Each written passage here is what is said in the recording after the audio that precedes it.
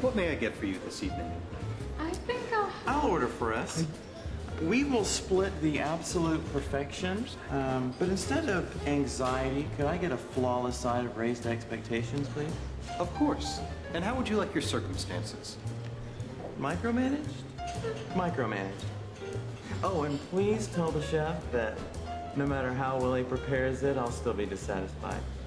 Will do. Oh, and can we get some 38% shinier silverware? Yes, sir. What a close to, but not quite perfect evening.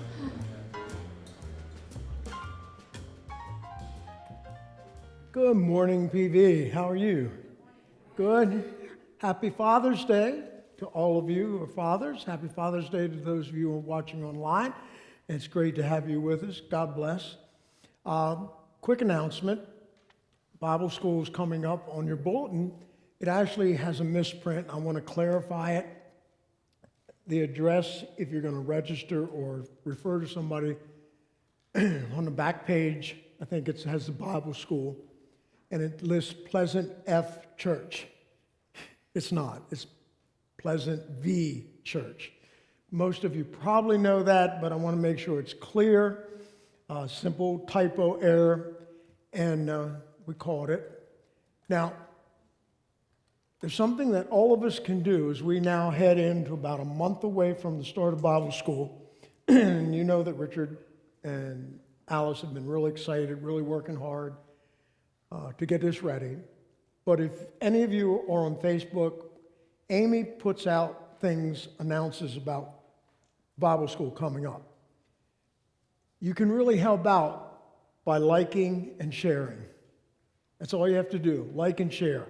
And then, it goes to your friends and it spreads, and we can go from, 200-300 people getting it to thousands when we put all of our friends together. So it's a neat way to spread the word, and it's easy to do, and I encourage all of you to do that. You can really make a difference and help the church by doing that too. Today, we are in part 2 of a series called I Choose. And what we're doing in this series is 4 parts. We're going to look at 4 life questions, choices that we should, as Christians, make. And choices are important. Last week we talked about to choose purpose over popularity. Next week we're going to be looking at to choose discipline over regret, which is a big deal.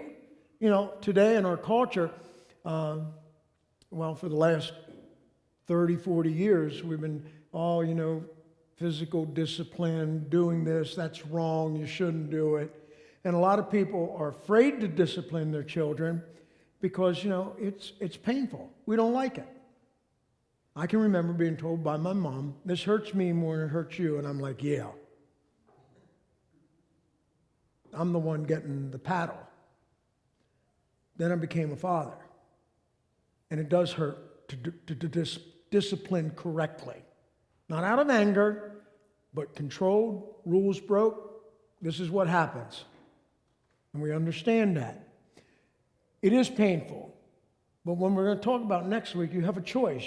You can deal with the pain at the time, or you're going to deal with the pain of regret later. And that will happen. There will be pain. And that's just part of raising a family. So we're going to talk about that next week. Today, I want to talk about something I think that all of us are involved in. Nobody here is exempt from it. We're going to talk about we choose to surrender over control. All of us, in some area of our life, want to control something. We may not be to the extreme of a control freak. People would but probably at some area of our life, we are. I'd be safe to say that we are. Let me just ask you, let's be honest, because we're going to have to, if we're going to answer and look at these questions and think about them, we have to be honest. How many of you, at some area of your life, you want control? Doesn't matter if you think it's good, bad, or indifferent. How many? Yeah, okay, it's most everybody, right? And that's real honest because that's the truth. That's what it is. And of course, now, if you're raising your hand, somebody next to you isn't, and you want to raise their hand, you may have to be a little stronger control freak than necessary, okay? But we battle with wanting to control things all over our life. We do at work. Maybe you are a foreman or manager or the boss, and you're going to control your workers, and they need to do things this way and no other way, and that's the way we do it, and anything different is out the door. I can remember when I was general manager for Calvin, one of the things the guys would come up and say, hey, I think I have a better way to do this. And my response has always been, try it, do it. If it's quicker, if it's more efficient, we'll do that. If it isn't, we're going to do how I told you. And that's simply how it is. I want to see. I'm willing to look at different ways because it would save the company money. It would make the company money. We have to be willing to do that. And but some people aren't. Some of us are control freaks, maybe not at work, but we are at home. Maybe you have that person. You know the TV remote? There's some people got to have that remote. Got to have it. I'm controlling the TV. They're the ones that drive you crazy with just flipping channel to channel to channel to channel to channel, and they're controlling it. Some of us are that way. So I mean, we all have it. I asked to use this as an example because some of us here know it. Pastor Woody, our pastor of a congregational care, Woody is and was a master tool and die maker. All right? I mean a master at it. He understands machining. He, over the years, got so very good. And if you know anything about machinists, good machinists, if you go and you look at their toolboxes or anything they do, everything is in order. It's a benefit to what they're doing. Well, Woody's carried that over. He helps Rose at times clean, and he's down in the fellowship hall. We always have 2 tables set up with chairs around them. And I guarantee you, if you have not noticed it, if you go down and nobody's touched it, those 2 tables line up perfectly, and every chair is properly spaced, and you could run a string down. Now, he does that. It's part of what it is. And I'm not saying he's a control freak. I'm saying he's used to doing that. He likes seeing that. However, somebody, and not me, but somebody's learned that and does, after he's done it a lot, will go down and move the chairs just to aggravate. You know, so, I mean, in that sense, he's controlling it because some of us, that's what we learned. We're in that error. You know, we've done that in our job. It's required us to be a certain way. And we have a tendency to carry that into other areas, don't we? I mean, that's just life. So I asked him if I could use that example. You know, when I'm picking raspberries with my kids, right now, as they're just coming in, just early, I let them go in and pick off the ripe ones. But there's going to come a time in a couple days. You're going to help me pick. You pick, don't eat. I'm a Nazi of it. It's like you can eat it later when it's, you know, we do things, but not when we're picking. We pick to fill buckets, right? So, you know, I'm this hardcore grandpa. Some of us, we are more of a control freak with our kids. We've got to try to have everything in order and proper and right. And we're trying to control our kids when they're 20 and 30. And we need to stop. Some of you in your marriages, you try to control your spouse one way or another. Sometimes we threaten and we want them to do certain things, so we may threaten something that's special, something they like.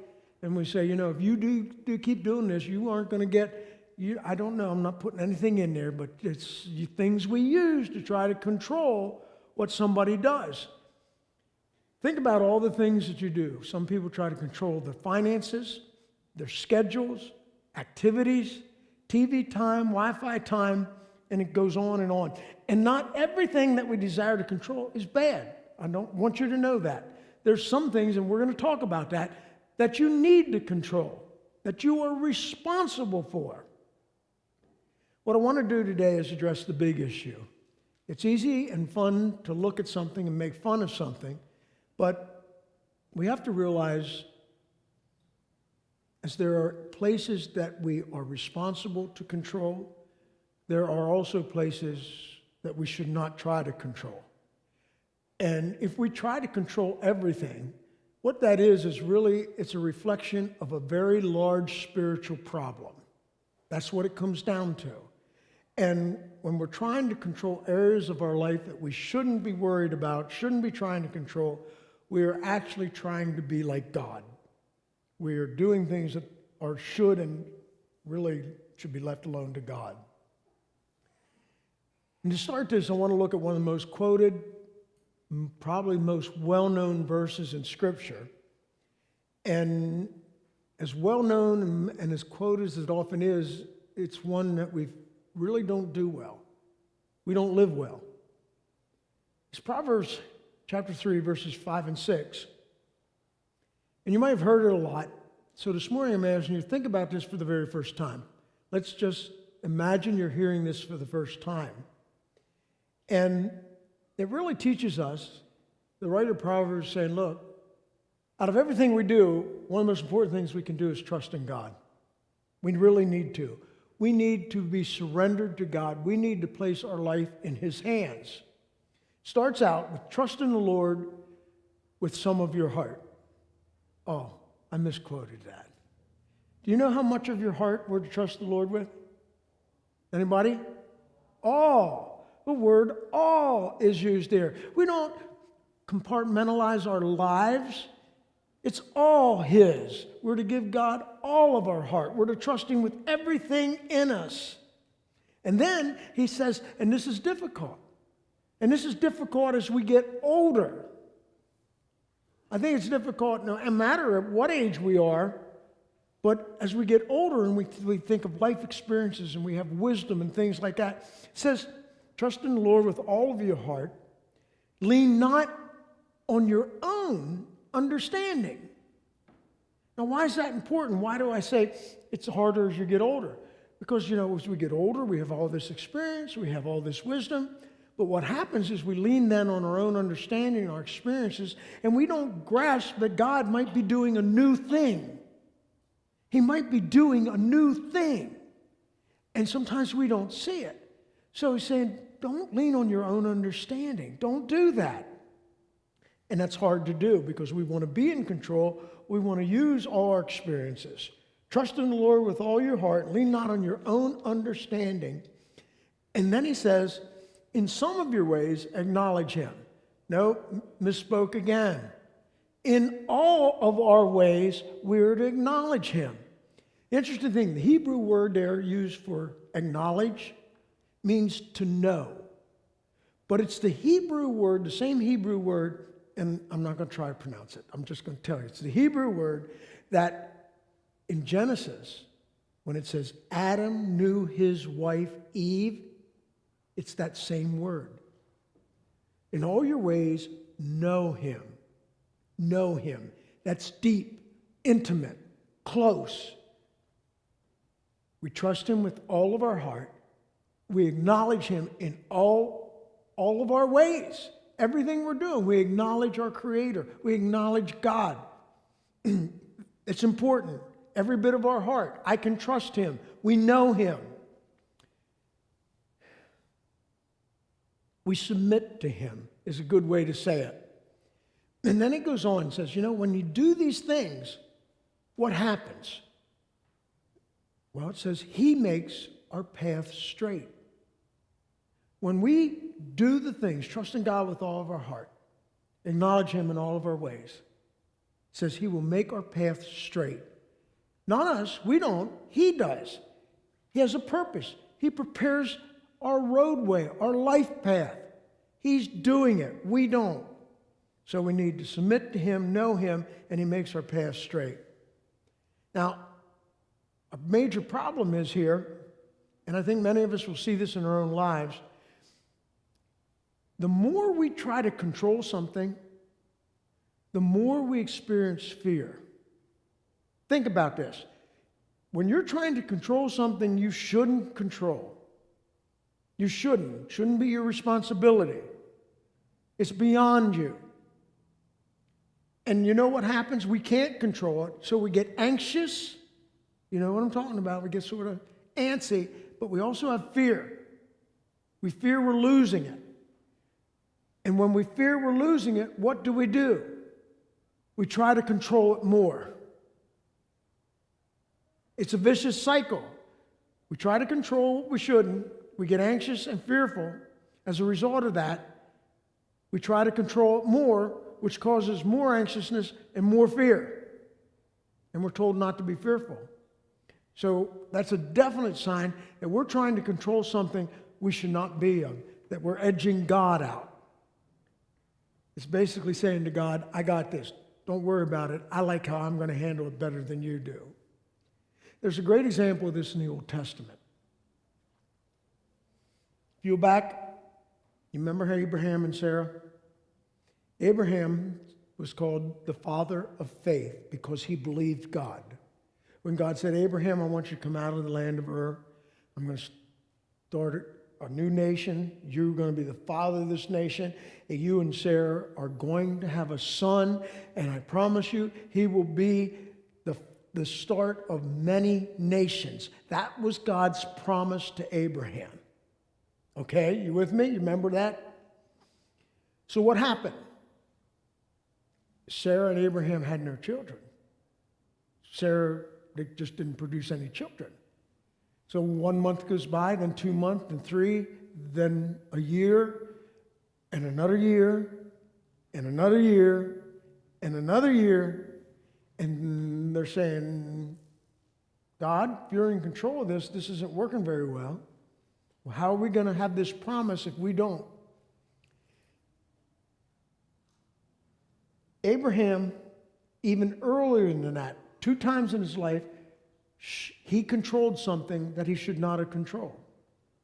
If you remember the story, as they traveled, sometimes they had to leave where God told them and go to another country. And apparently Sarah was this beautiful woman, and Abraham was absolutely terrified that if they went in and a new king saw his wife, he would kill Abraham to get Sarah. So Abraham told her twice, you lied. Don't say you're my wife. Tell her you're my sister. He took control of the situation. So it wasn't the first time. But this next situation, the one I'm talking about, where they're waiting for this son to be born, and it doesn't happen. It's that God isn't working fast enough, according to Sarah and Abraham. They both went along with this. So what happens is Sarah says, you know what? We're going to move this. I'm going to take control of this situation. And this goes south in a huge way. She has a servant girl named Hagar. I want you to understand something, not popular with our culture, but if you go back in their time, this was perfectly normal. I'm not saying it was right. I didn't live then, okay? I live now.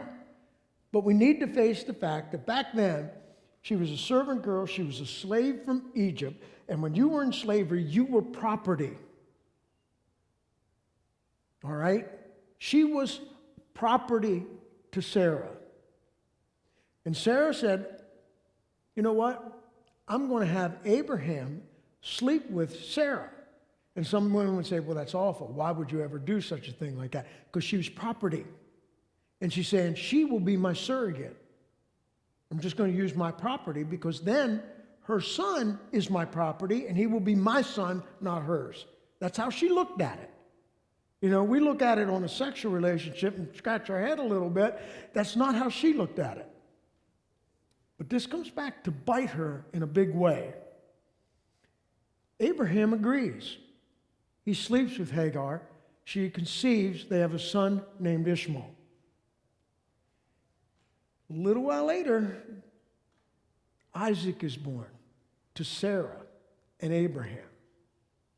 Now they have 2 sons. She wants the real son, her son, to have all the, the benefits, and she chases Hagar and Ishmael away. Now, some of you may know the whole story of this, others may not. I want you to understand how bad it was for them to take control and do what they did. Because over 3,000 years later, we still suffer the consequences in this world because of that decision. That choice to step in, take control away from God. Ishmael became the father of the Palestinians. Later, that group, that tribe, would produce Muhammad, the Muslims. Isaac became the father of the nation of Israel.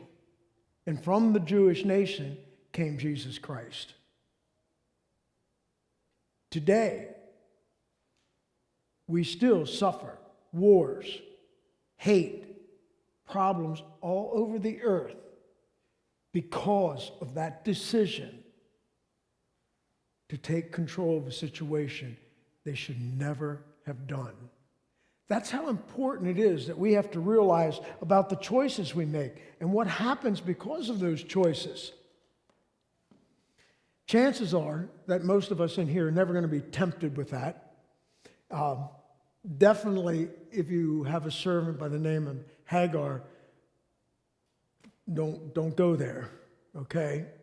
That's just but you're not going to be tempted. We're going to be tempted with other things. I know maybe you're a young Christian girl and you're looking for a nice Christian man, a Christian boy to date, to maybe get married to, but you're having trouble finding that person. And so I'm going to look for somebody else. I want to get married, and I know I'm not to be unequally yoked. And so, I'm going to go and I'm going to do this, and I'm going to change him. I can change him. And I asked the first service, I said, ladies, how many of you really have changed your husband that much? And I'm going to tell you, I think it was like 99% said no. No. It's a bad situation. Does it ever happen? Oh, yeah, it does. Paul talks about that. He says we can change or win our husbands over to Christ by how we behave, not by nagging or pleading or anything else. And there's other things. But the major thing is, most of the time, it doesn't work. You might be in a financial situation. You know what? You're really struggling. Things are tight. And you've been around Pleasant View for a while, and you hear us talk about tithing and how God blesses the giver and how it is to be generous. And you say, well, I'd like to do that, but it's just too tight right now. I got this plan. And I'm thinking, yeah, you got the plan. Your plan got you in this position. Your plan, your control, you overspent, you overbought, you did this, you got here. So instead of trying God's way, we continue to say my way. Could be with people we work with. Somebody you might be in charge and a foreman, you might be a manager, you may be the boss. And it's like, here's what we're going to do, people. This is, all you guys are doing it the wrong way. We're going to do it this way, no other way. And if you don't like it, move out. You ever hear the word helicopter parents? You know what that is? It's when parents hover constantly over their children. They're watching every move.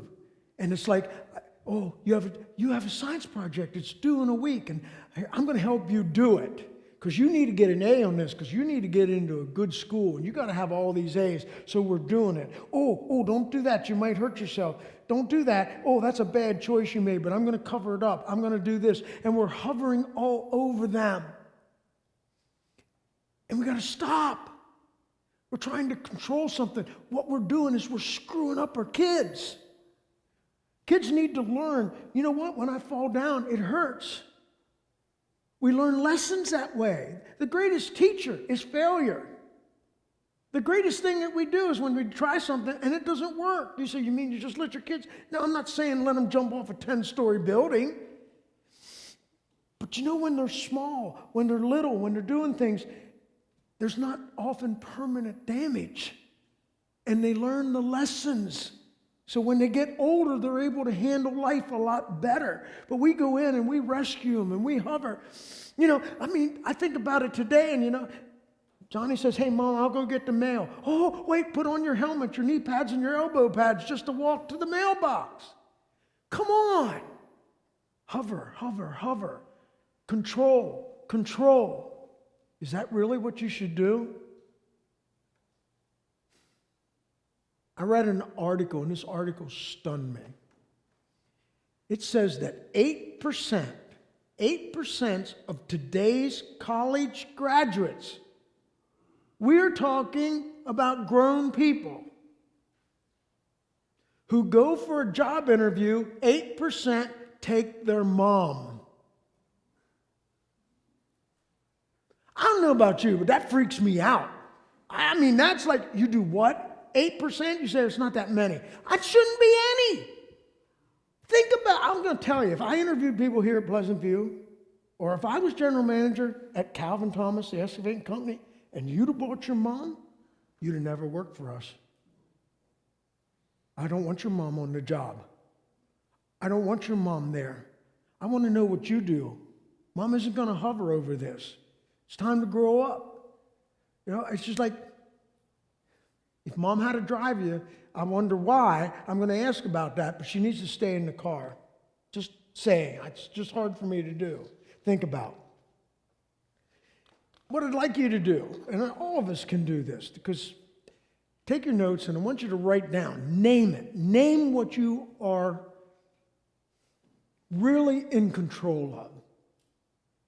Not your responsibilities, all right? There are some of us, because of our job, what we do, we have to control certain aspects of it. That's our responsibility. We're going to talk about that. But what are you trying to control in your life you really shouldn't be? What is it? You try to control your kids, try to control your grown kids, or you're trying to control your grandkids because you don't think your grown kids are doing well with your grandkids. I know parents that way. You try to control your future job. Everything's about a future, the future, the future, instead of taking care of what you have. I know people, I've heard people already say, don't chew your gum that way. I told you, don't chew your gum that way. They're trying to control people having how you chew your gum. I just want you to name it, write it down. Sometimes we just need to do that. And if you're sitting there this morning, I know this. Some of us will say, I'm not doing that. I'm not going to do that. I'm not going to do what he tells me to do. You are exactly who I'm talking to. Because you know that's an issue with you, but you don't want to write it down, so you use it and say, I will control myself not to listen to pastor. Okay, I know. You're just proving my point. But I'm not going to back away from this, because some of us, we make people's lives miserable because of the things we want to control. We need to ask ourselves some questions. Is this really something that's mine to control? Or is it something I'm to trust to the Lord? With all my heart, with His understanding, not mine, and I acknowledge Him. I mean,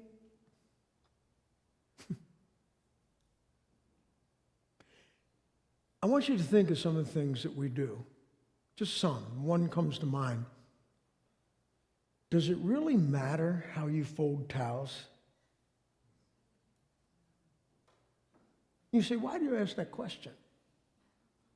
Because in my experience, and not picking on my wife, but I just fold, and I fold stuff and put it down, but I notice later on they're folded different than I folded them.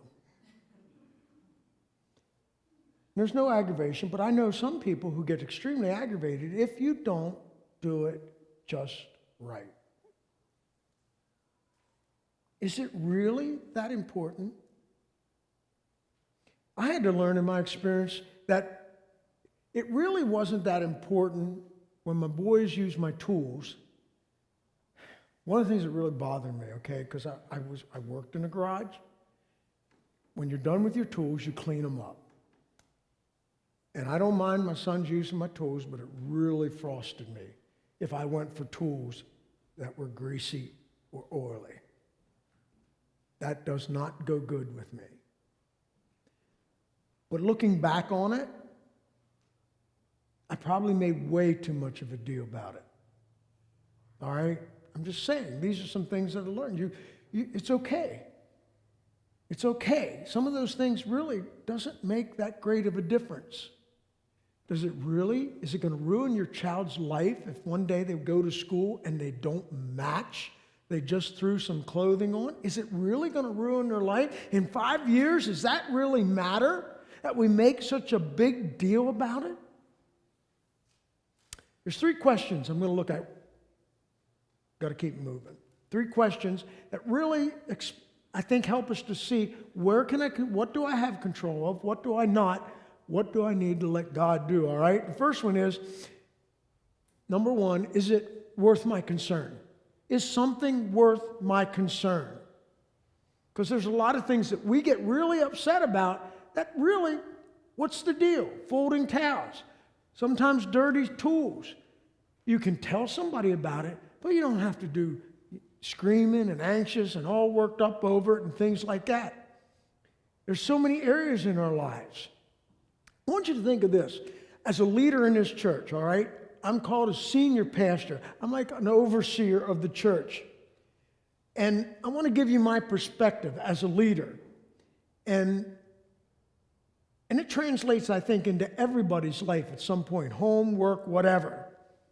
Do you think as leader of the church that I come in and come into PV, do you think there's anything I see I'd like to change? Yes. I want to tell you, it is. I can walk in and I can see things, oh, I wish that wasn't there. I wish this was different. Oh, somebody must not have seen this. Right? Because that's the way my mind works. You know, and I can do that. I don't, make often a big deal about it, but there's always something you want to change. If you're involved in something or you're at home and something like that, you can see the same thing. I need to change that. I need to work on that. I need to do it. And there are certain things that I can change.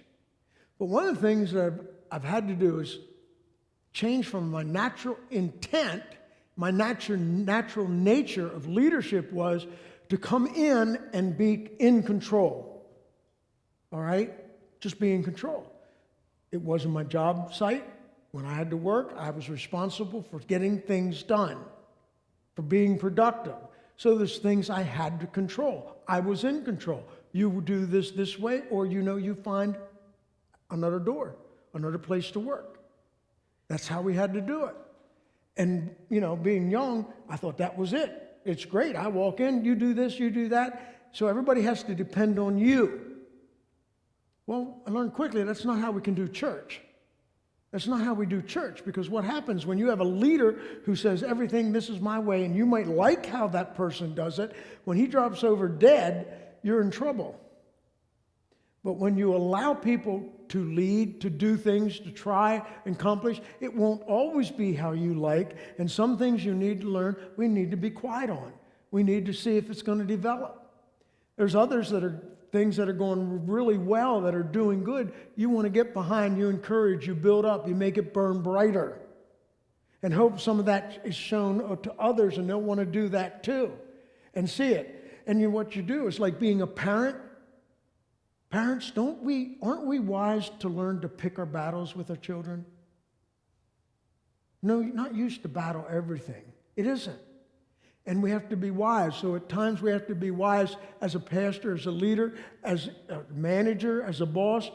We need to be careful where we pick our battles. We need to share responsibility. We need to share control. And it's not always easy. It's not easy from my perspectives. I am a fixer. I told you this before. My wife will tell me a problem and I tell her how to fix it. And I always get in trouble. She'll say, I didn't ask you to fix it. Now, I think I'm a pretty relatively intelligent man. But that's an area that I'm still learning on. Because I still struggle with my first is to fix a problem. If somebody says, I have a problem, can I talk to you about it? It instantly flips problem fixer on. And I got to physically go in and turn it off. I'm just saying, that's a struggle. It really is. But I need to be wise. I need to tolerate things that maybe definitely aren't the way I would do it, or I'd be responsible for it. I think all of us who are leaders need to realize that in our congregation. And especially when we all have other lives, we're all doing different things and how things get done. One of the things I learned at the Global Leadership Summit years ago, one of the things that was taught to all the pastors that was there, it said, look, pastors, you have a choice. You can control your congregation or you can grow your congregation, but you can't do both. Think about that. You can control your congregation or you can grow your congregation, but you can't do both. And I want to tell you, I think you can take that to virtually every area of your life.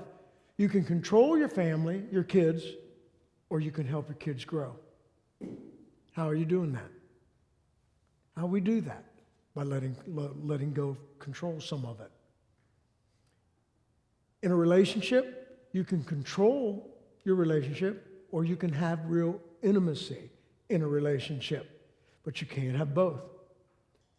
You know, sometimes we get stressed out about things that really aren't that big of a deal. And we hurt our relationship with our spouse, with our children, with people around us. We make a big deal out of things that shouldn't be a big deal. And I know, you know, some will say you're really meddling now. You're starting to meddle. And I know it. I am. I want you to know, as I read this and as I studied this and as I prepared for this, I'm looking dead in a mirror. I know how far I've come, and I know I'm not where I should be yet. I admit that. I'm being honest with you.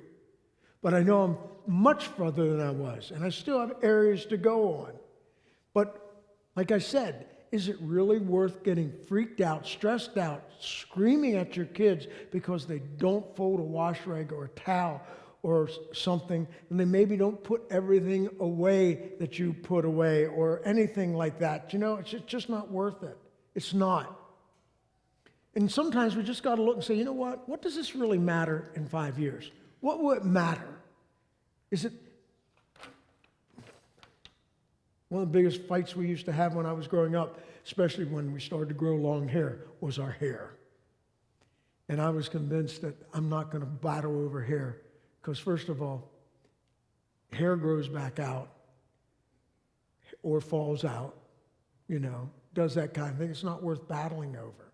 It just isn't. And there's certain things in life, it's just not worth building up the walls that it will build up.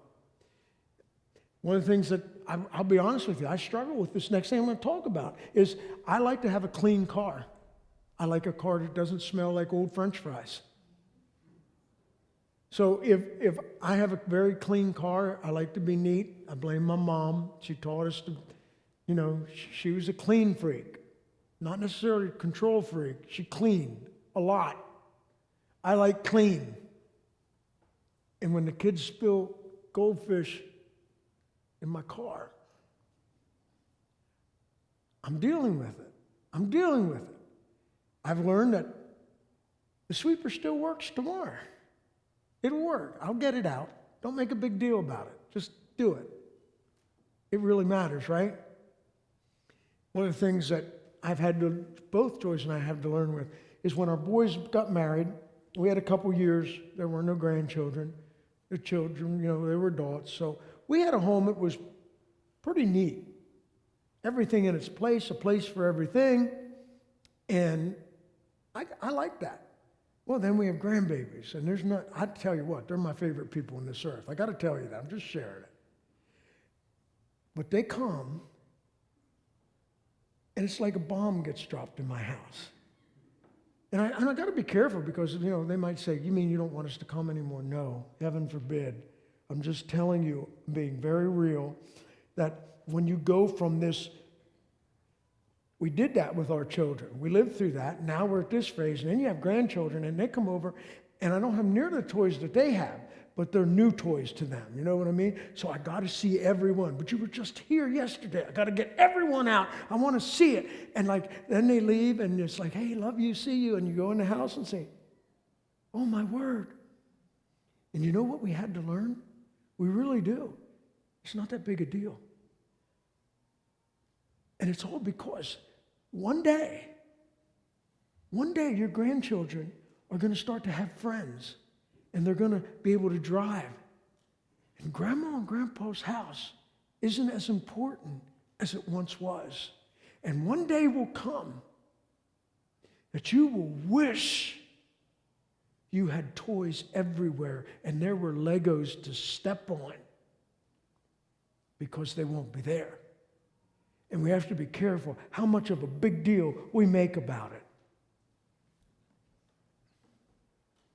Sometimes the very thing that drives us crazy will be the thing that we will wish and pray to God we would have again. The second question we have to look at, we have to ask ourselves, is this mine to control? Is what is in front of me, or what it's, I'm getting a little, is it mine to control? Is it something that I should be concerned about? And for some things, the answer is yes, absolutely. I mean, you have responsibility. You have things that God puts in your control, in your place. There's a big difference between surrendering control for things that should be God's and giving up your responsibility that is God-given. There's a big difference. It doesn't mean we relinquish our responsibility. If you mess up financially, you don't just sit back and say, okay, God, I'm in a mess. I did this. You got to get me out. And God's going to basically tells you through His Word, you have hands and feet and ability to earn. Get a job, get a new job, get 2 jobs, but you got into this mess. You can help get yourself out of it, and you start to follow my plans. It's what we do. We can, if I have marriage issues, I'm having problems in marriage. Do we do anything? We sure should. We have a responsibility to change or adjust our heart toward our spouse. We can pray for God to examine ourselves so we can look at ourselves and say, you know what? I'm part of the problem. Here's what I'm doing. And we can pray to God to help change my spouse's heart. We can't do it. Nagging, complaining, pointing it out a dozen times, not going to change them. But you can go to God. We can bring them to God. If we have a child and that child's making bad decisions, we need to keep a bridge open. We need to not put a wall up. We need to be there, but that doesn't mean we bail them out. It doesn't mean we step in and take control, but we need to keep the lines of communication open and love open. If you're a single guy, you want to get married. I have guys say, man, I don't know, there just seem to be any good women out there. And it's like, man, you need to move out your mom's basement. You need to quit playing Pokemon Go. Every now and again, take a bath. Shave. Look better. Take care of yourself. Too many guys sitting back there, Christian guys saying, I'm praying for a woman. You have a responsibility in that. You have that. Ladies, you have a responsibility in that. All right? We have areas that, as a senior pastor, there are areas I am responsible for. I'm an overseer. I'm responsible for. There's other things I have to know how to do that. And other things I'm just going to let go. I'm going to let it go. So we looked at, is it worth my concern? Is this mine to control? And the third question we need to ask, is it for God alone? Is it for God alone? There are areas that I'm desperately trying to control, but it's really not mine to control. And this is where we need to surrender our control. It's interesting, Philippians 4, verse 6. This is given by Paul at a time he is chained between 2 guards. The guard changes every 4 hours around the clock. He is chained, house arrest, very restricted, and he's chained to 2 guards all the time.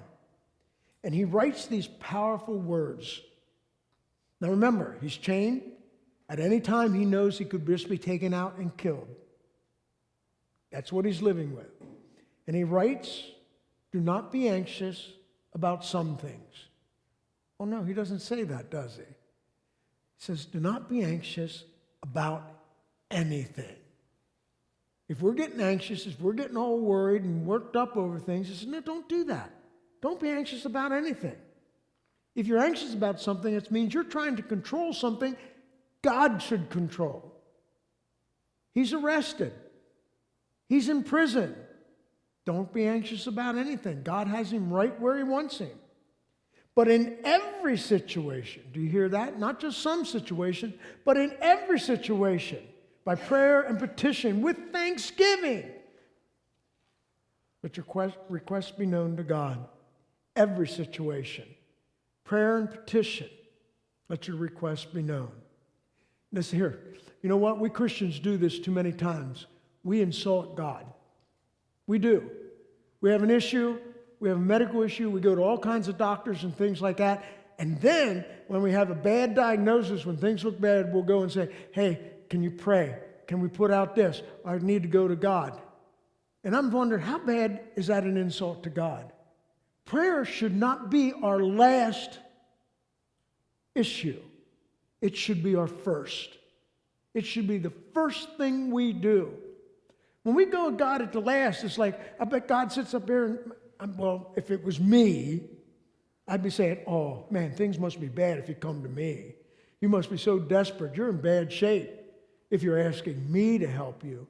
Instead of taking and saying, God, you're in everything. Help me in this situation. Help me to have this peace. Help me to have this, not to be anxious, but to trust you. I surrender it into your care. Prayer should never be the last resort. It should be always the first line of our offense. Because what does God say? Doesn't he tell us with him everything is possible? Doesn't he say that? That's a promise. It is. So we come to him with thanksgiving. And when we do that, Paul says, here's what happens. Listen to what it says. The peace of God. It's not just peace. It's supernatural peace. It's being in a situation where you are anxious, but suddenly you're not anxious and you don't know why. You're not even sure, but you just feel like God's got this. He's going to work it out. I'm going to be fine with this. Whatever he works out. And it's his peace, and nobody can explain it. You can't even explain it. It's that there, which transcends all understanding, and it will guard your heart and your mind in Christ. So when there's things that we can't control, we need to tell God, this is yours. It's not mine. This is yours. I'm giving it to you. I trust you with it. And I'm trusting you with all my heart. I'm not going to lean on my understanding. I don't see what you see. You have it.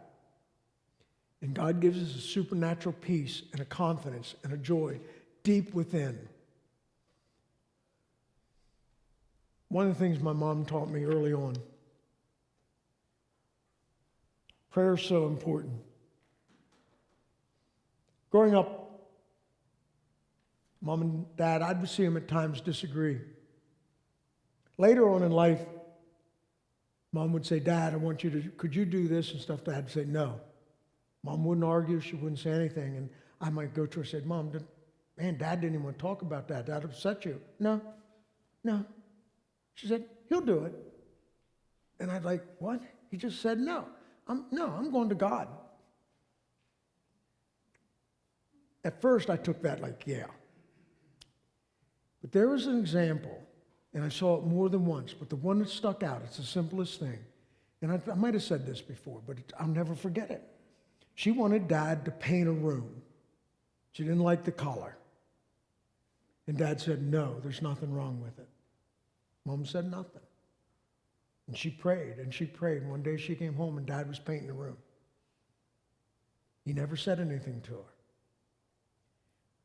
But there was a young man in my late teens that saw that, and that impressed me to no end.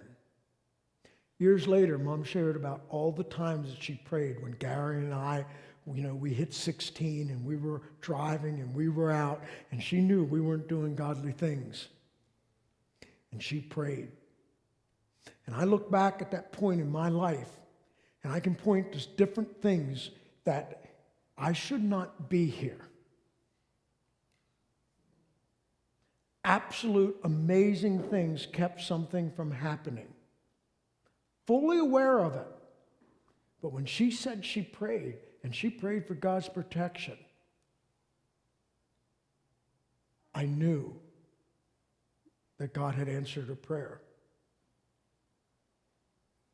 You want to change your spouse?